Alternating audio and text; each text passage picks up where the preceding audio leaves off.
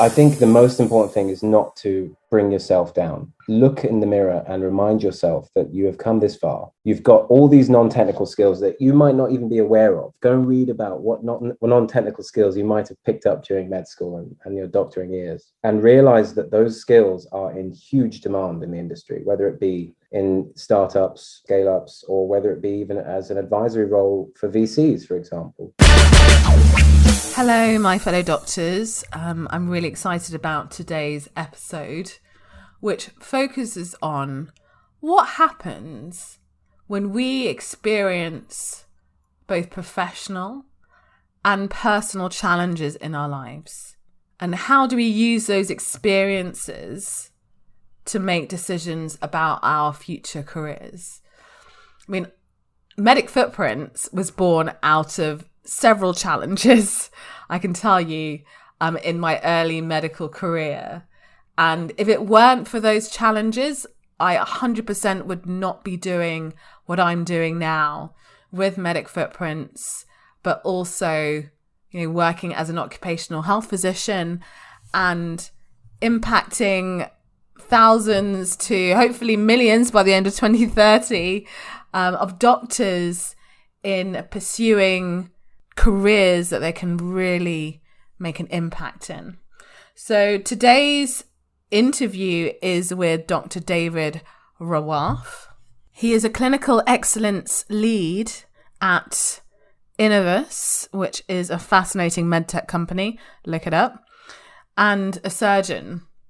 And he has experienced numerous events, crises, you name it, through his career thus far, that has helped shape him into the doctor that he is today and the leader that he is in the startup and healthcare world internationally. So listen to this conversation on this podcast, reflect, let myself and, if you want to reach out to David, know what you think. And I really hope it is of value to you in moving forward in your career, especially when things feel extremely difficult.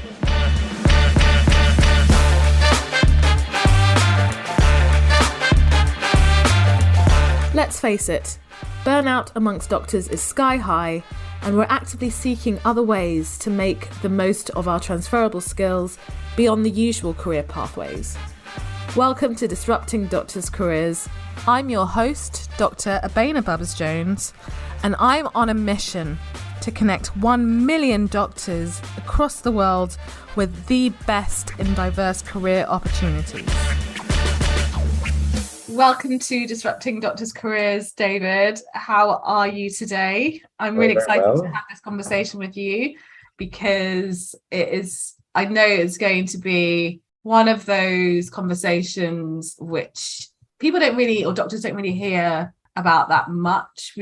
We don't tend to really share the depths of the challenges that we tend to go through ourselves and how we use or leverage the experience to move forward with our careers, whether that's medical or non-medical.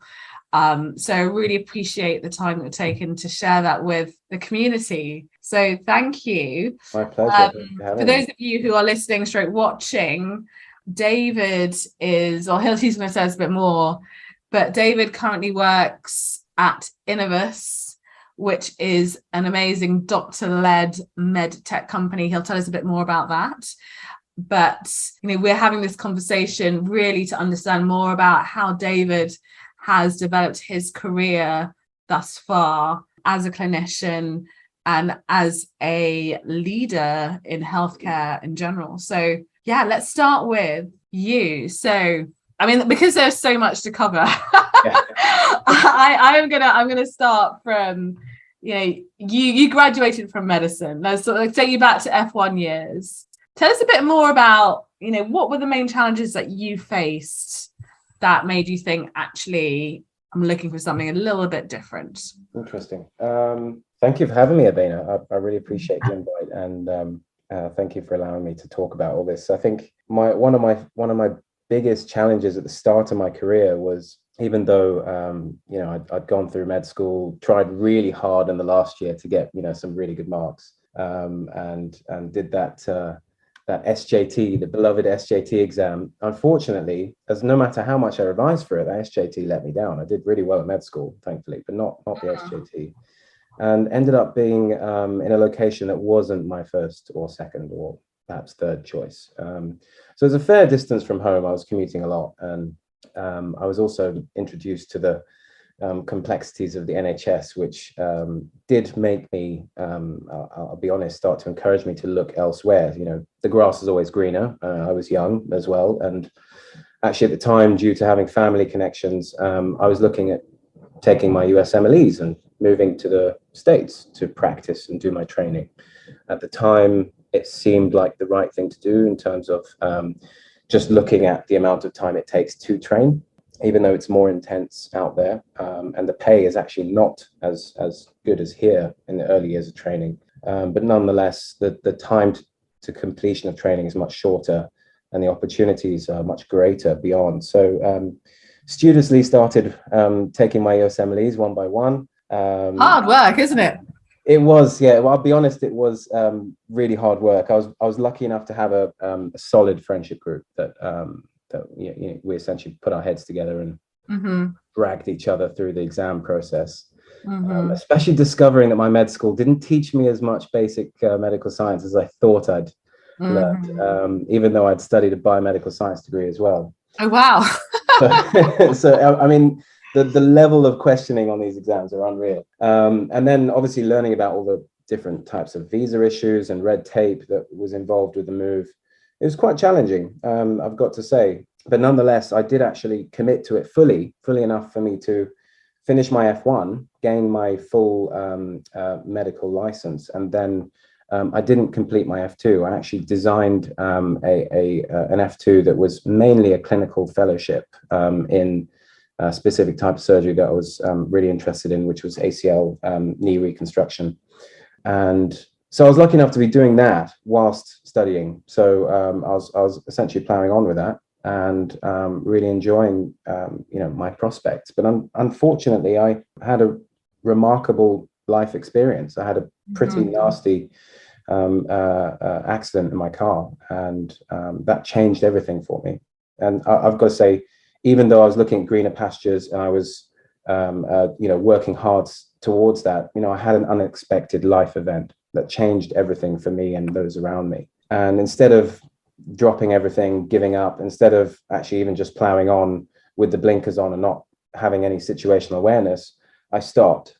And I think that's probably one word of advice. If there's one thing to take away today, is never make any decisions under duress. When things are getting hard, when things are, even if your current job is hard, or if you have a massive life event, God forbid, is not to make any decisions then, is to stop, take a breather, take a step back, and reevaluate. No, thank you so much for sharing. From what I understand, it was quite a serious car accident, and you mentioned that you were hurt. So I'd love to hear a bit more about what stopping looked like for you. There's the physical stopping because you're in hospital, but then there's the also mental, there's the healing phase as well. So I'd love to hear a little bit more about what that was like for you. Of course. And then how that led to decisions you made about whether to move to the US. Yeah, good question. I think obviously I was injured. My friend was injured. We were both trying to go through that recovery period. The whole wider circle of friends and family were mentally injured from what happened. It was so traumatizing for everyone involved. And I think stopping and taking stock of what was going on, I think was really important for myself and everyone around me. And it allowed me to really prioritize things before all of that. Even before my F1, I was so dead set on a particular path, and I did have my blinkers on. I wasn't looking around at other careers. I wasn't looking even at the UK as an option until this happened. And I actually realized that my family was here, my friends were here. I actually did enjoy working at the NHS at the time, even though this was roughly around where the junior doctor strikes were happening. I think they'd just stopped by that point. So there was a level of kind of general disquiet amongst my colleagues, but nonetheless, I really enjoyed what I was doing. And I was so lucky enough to, after giving myself some time to heal, both physically and mentally, and going through the right channels. So, little things, but like practicing gratitude or aiming for like a growth mindset, focusing on the basics like eating, sleeping, and exercising, speaking to the right people. That allowed me to actually look for quite an amazing job. I managed to work at UCL as a clinical fellow in the specialty that I adored.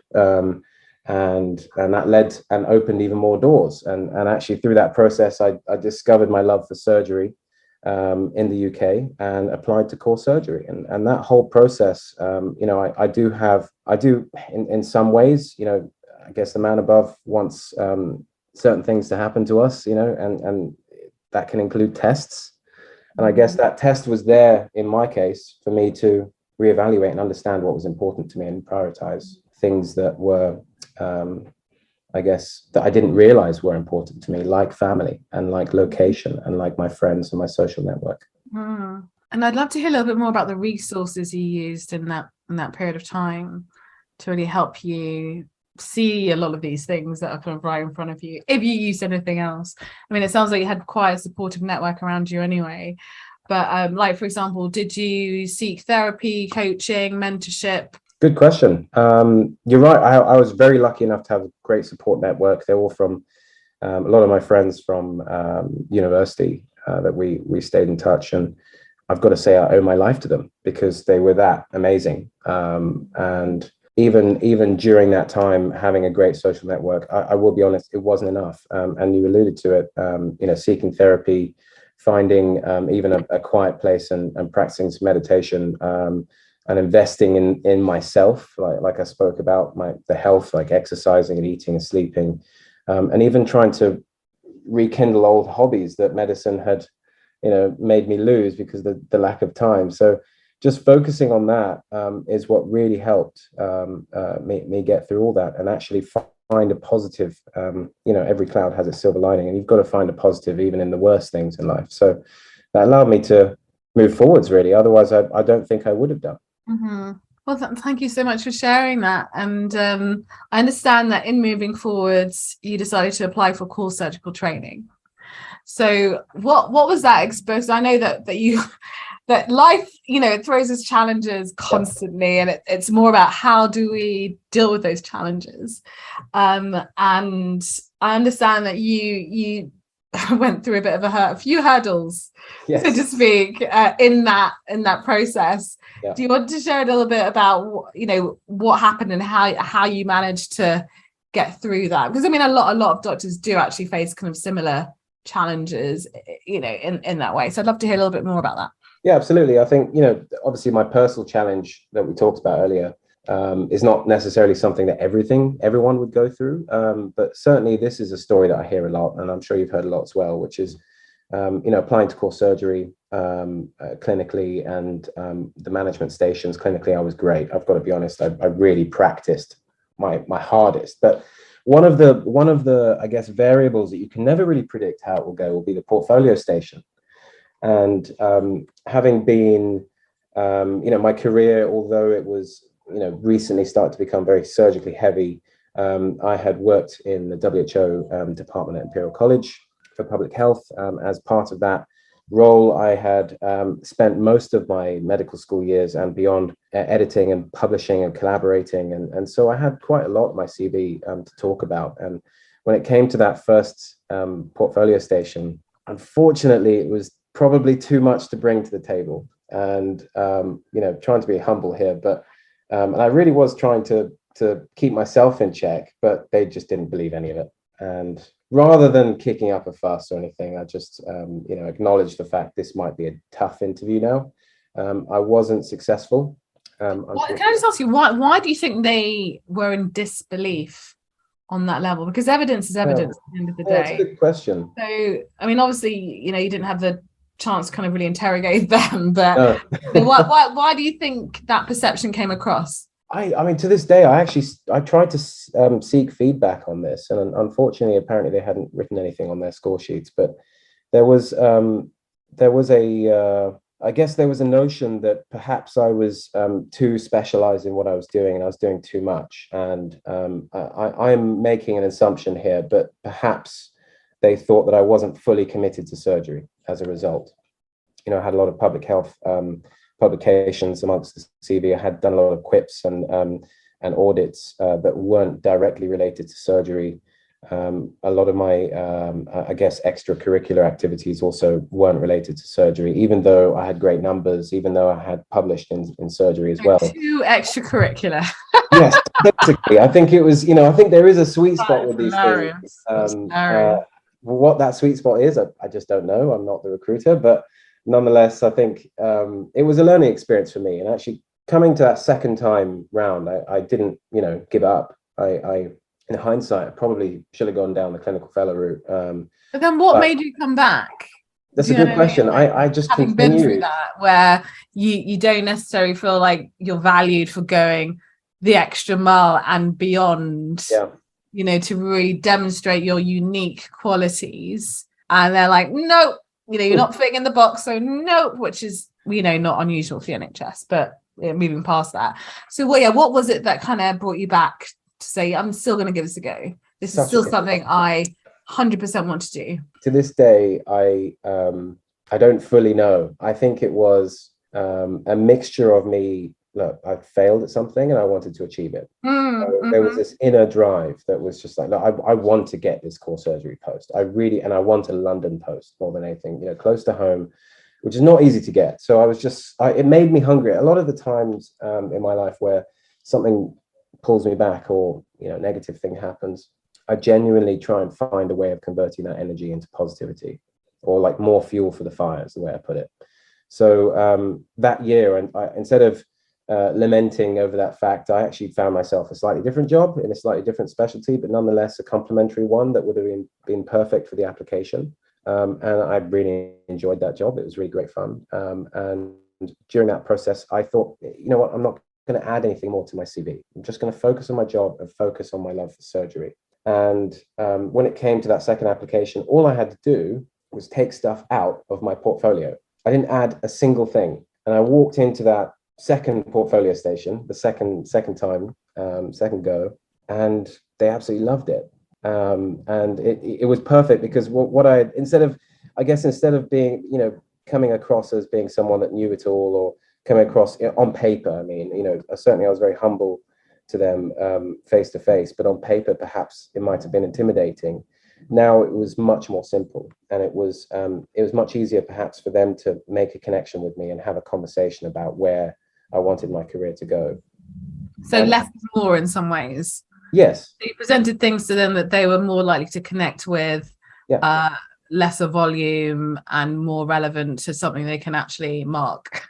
That makes any sense. Exactly. So I don't blame the first guys for getting intimidated by that. I don't blame them at all. Actually, it was a learning curve for me, and I've taken that on with me throughout my career. Is never to bombard people who you want something from with too much information. And I think I've reflected on it, and it was a fantastic journey for me. Yes, it delayed my training by a year. But I never regret whatever happens in my life. I've delayed training in med school by many years in the past. I've even taken sabbaticals to work in students' unions. So, the time has never been that much of an issue for me. So I just spent that extra year just making the most of the situation rather than lamenting and ruining the fact that I applied and failed.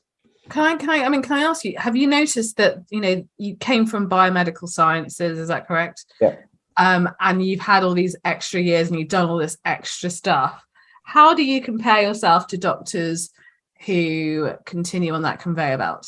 Without any break? Yeah, without any break. Without any break. It's a good question. I mean, look, a lot of my colleagues that are the same age as me are consultants now. So yeah, sometimes that's. I'm sorry to interrupt. So there's the okay, yes, obviously they got to the end point quicker. Yeah. But when I'm talking about holistically. Holistically. The substance within that.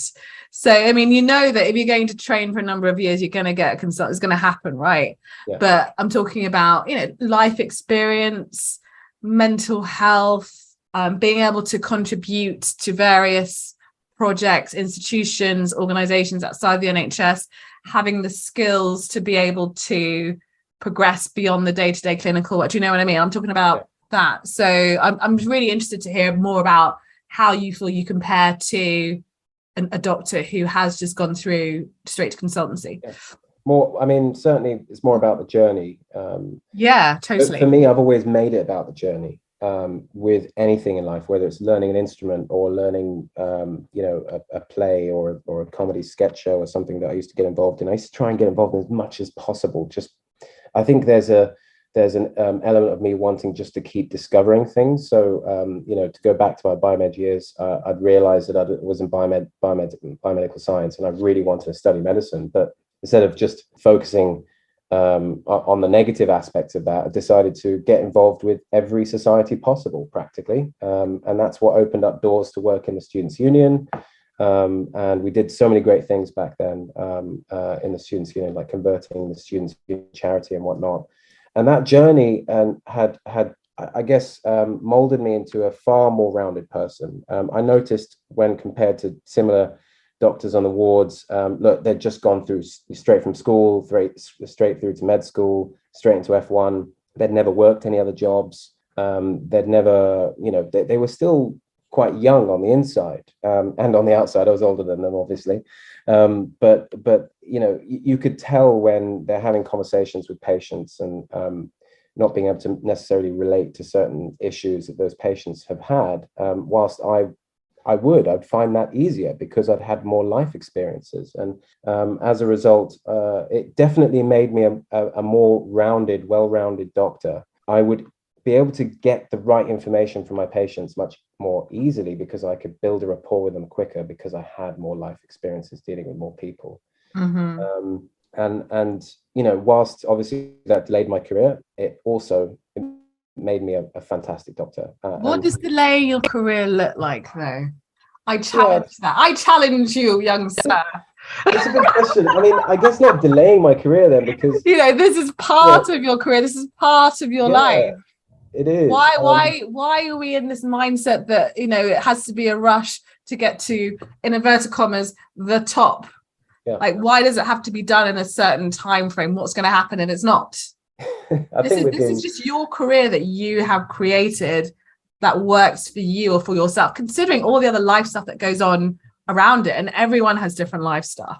Yeah. Do you know what I mean? I think we've been programmed from the start of med school. Even before med school, I think the majority of doctors I know had family members that were doctors as well. So maybe they were programmed even before med school to think that this is the route and this is the path that you must follow. And there's no time for breaks. Even each application stage, we have to explain practically every day that we weren't working. If we took a month off or whatever, we have to explain those absences. I think even when you're on Oriel and you're trying to add in all the jobs, if there's any gaps, you have to explain yourself. Different mindset.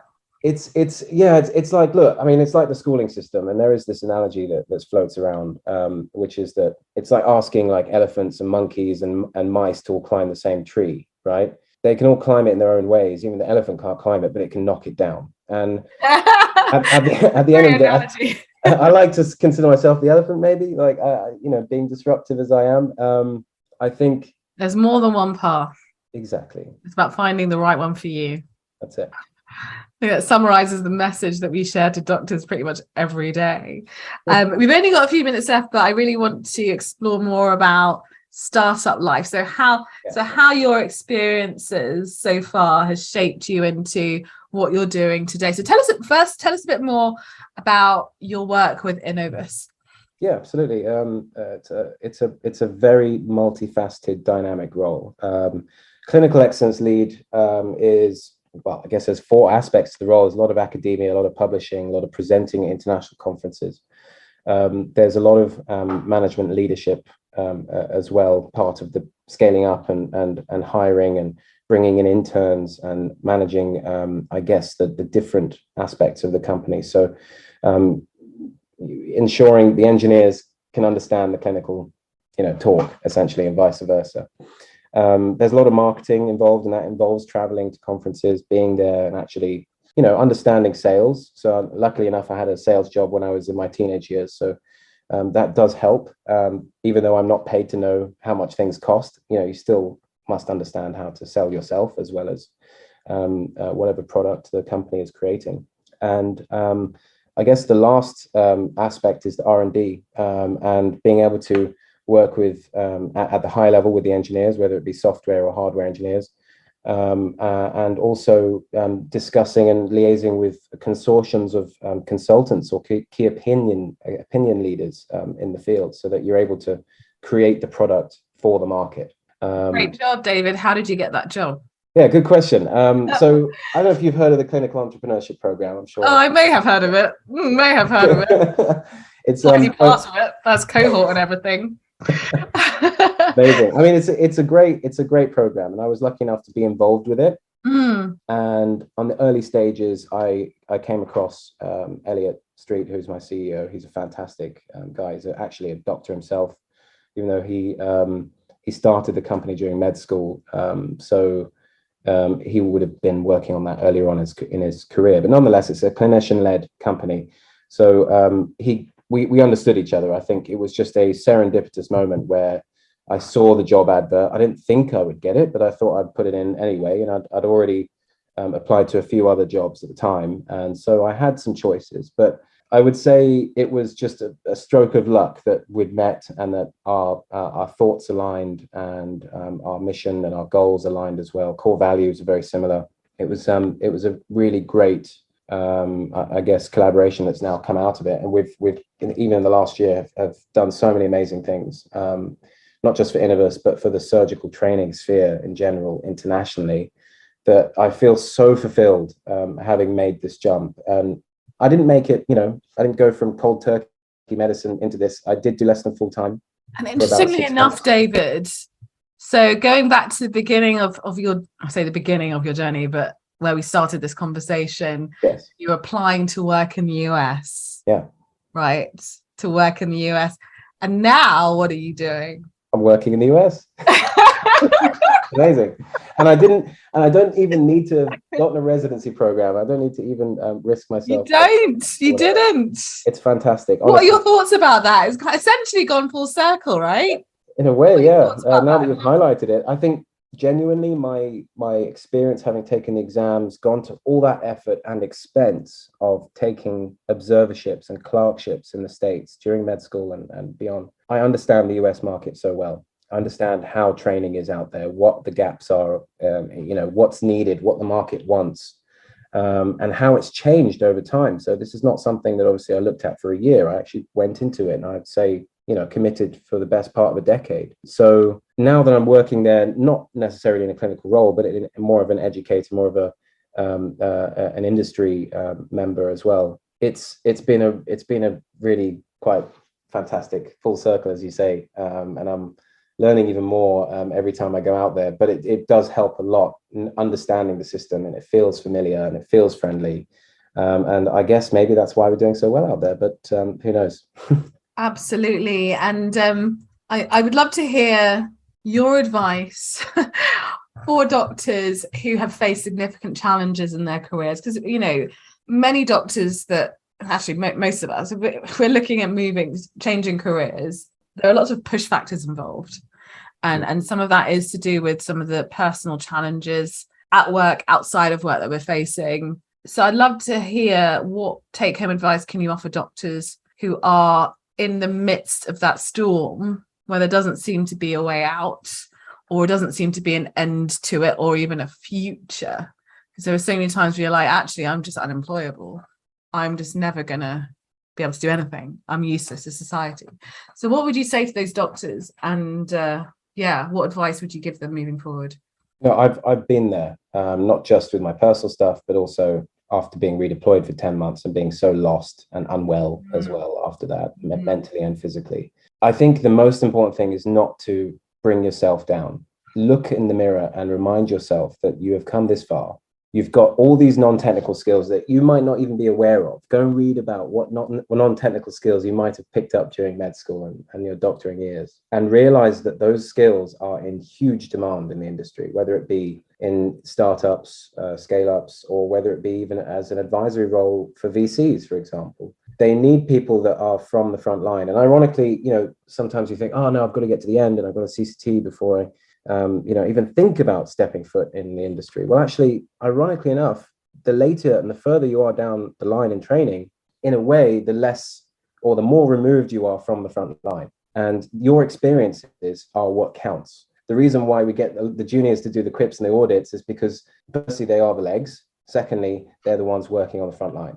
And as a result, they have the most experience of what it's like on the front line. If a VC or a startup is trying to create a product that's going to directly affect the front line, then who best to ask? It's the most up-to-date current insights and knowledge, right? Exactly. It's the people that are on the day-to-day, seeing what's coming through the door today. Do you know what I mean? So yeah. Absolutely. And the most important thing is not to give up, on either career. I juggled both for over 6 months. I was lucky enough to work for a trust that were fantastic with that, by the way. So not every trust is like that, but nonetheless, you can always work whatever is you need with your supervisors and whatnot. Have a look at building a portfolio career. If you're too scared to make that jump, if you're too scared to completely leave, which I completely understand. And also, there is an element of self-responsibility you may have to your patients and to the public. But on that note, sometimes there is an article that I can write, or there is a